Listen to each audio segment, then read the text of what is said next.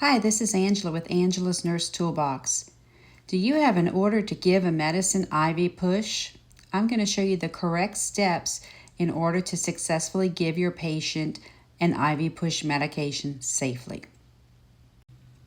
So first we'll need to look up that medication in your Davis drug guide or a drug guide, an online drug guide, to know exactly how fast we can administer this medicine.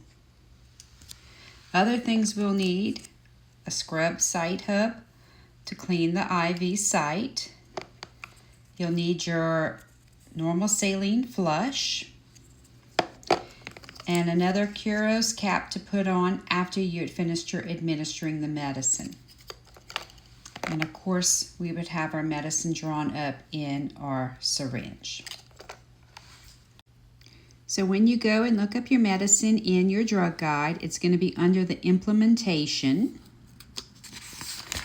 And our specific medicine, you would see how you would administer it IV push. It says it may be given undiluted, a concentration of anywhere from 4 to 10 milligrams per milliliter. And they're going to tell you the rate, how fast. You're going to give it over 1 to 4 minutes if the dose is less than 10. So if our dose was 2 milligrams, okay, I have 4 milligrams in an entire milliliter, so I'm going to end up giving a half a milliliter. So I can choose to give it anywhere from 1 to 4 minutes. So first what you're going to do is you're going to take off the Curos cap, that's that antimicrobial cap, and you're going to take your site scrub and we're going to clean for 15 seconds. Twist it back and forth. If you don't have this, you would use an alcohol pad to clean the hub. Once we finish that, we're going to get our sodium chloride, our normal saline flush, and we are going to go ahead, you're going to push and twist to get it to hook on, and you're going to slowly push the fluid, and you're going to assess the site to make sure there's no swelling, no leakage of fluids, and no pain for the patient. So I'm going to go ahead and push. That's to establish the patency of the IV. Once I push, I'm going to take that off. And now I'm going to go ahead. I can clean again with the site scrub before I put the next needle on it. And twist and get my medicine ready. Get the little air bubble out. I have my medicine. So I'm going to go ahead and push and twist to get the medicine to hook on. And then I'm going to actually look at my watch.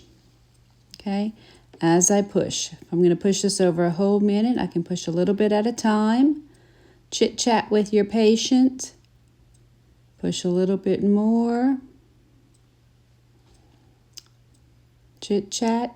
So I usually push every 15 seconds or so if I'm going to do a minute.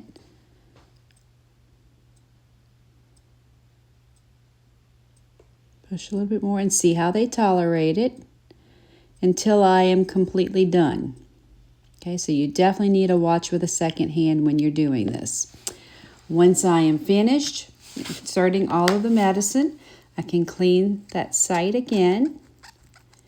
And I'm going to take a flush to make sure that medicine is all rinsed in and not left, especially if they had an extension tubing right here on that IV. I want to make sure it's all in. So I would go ahead and flush at least 3 milliliters. When I'm done, I will take another Curos cap to make sure that cap stays uncontaminated. And my patient is all done, and I would chart that medication. If you like, subscribe to my videos. This is Angela's Nurse Toolbox.